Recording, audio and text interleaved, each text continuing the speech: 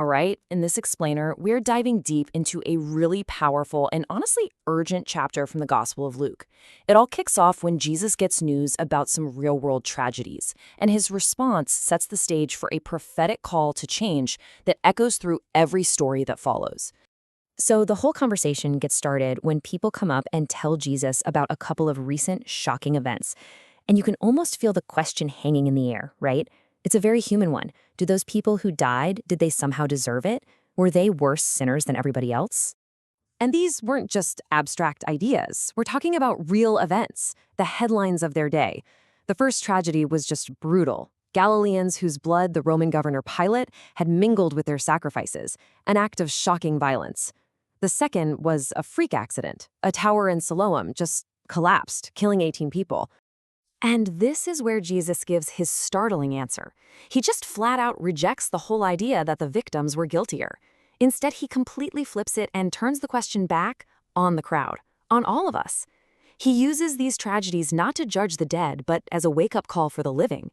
So the real question becomes, what on earth does he mean by repent?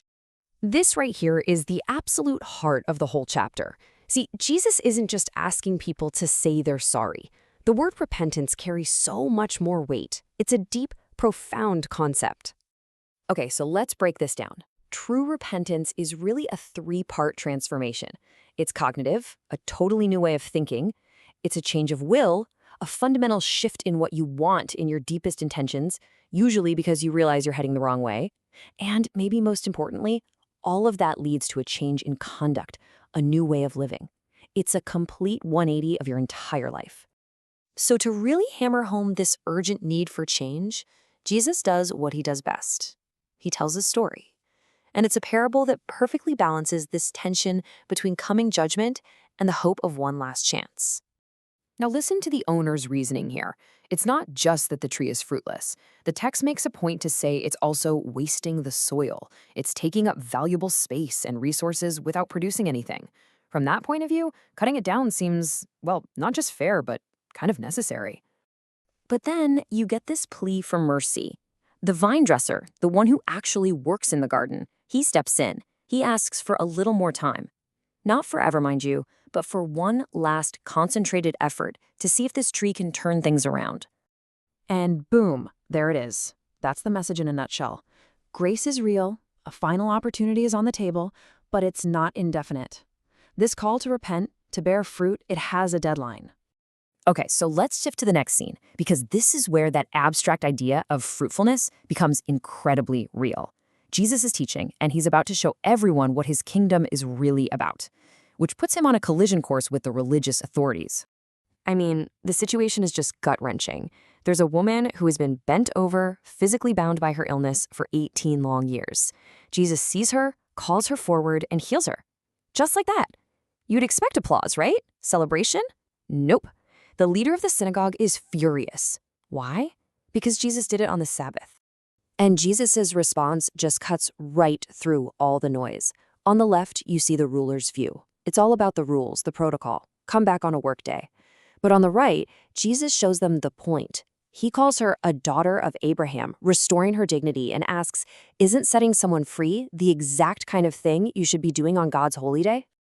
So right after the showdown, Jesus takes the opportunity to explain what this kingdom he represents is actually like. And his description is the total opposite of what you'd expect. It doesn't start with a big show of force. It starts with something you can barely even see. It all starts with just one tiny seed. And from that one seemingly insignificant mustard seed, you get this massive, life-giving tree. It becomes so large and influential that it provides a home and shelter for others. That's the crazy growth pattern of God's kingdom. Then he gives his second example, just to make sure we get it. A tiny bit of yeast hidden in a huge amount of flour. It doesn't just sit there. It quietly, almost invisibly, works its way through everything until the entire batch is transformed from the inside out. That's the hidden power of the kingdom. Now, you have to remember, all of these teachings about repentance, about mercy, about the kingdom, they're all happening while Jesus is on the road, making his way to Jerusalem. And as he gets closer to the city, his message gets even more pointed, even more personal. Someone asks him, hey, are only a few people going to be saved?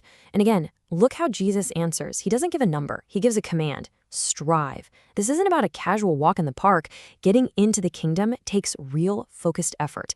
And you can feel the urgency. That gate isn't going to be open forever. And then he makes this really crucial point. Just being around him is not enough. He warns that people who literally ate and drank with him, who heard him teach in their own towns, will be turned away. Being a fan isn't the same as being a follower. It's not a substitute for real change. And this is where the tension just ratchets up.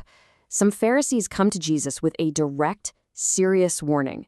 Herod, the local ruler, is out to get him. They're telling him, you need to run now. But Jesus is completely unshaken. He calls Herod a fox, cunning, but ultimately not the one in charge. He says his work of setting people free is going to continue, and that his path is set.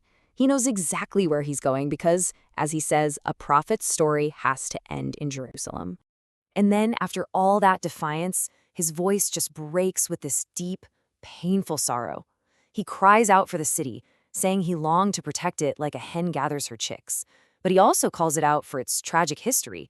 It's the city that kills the messengers God sends to it.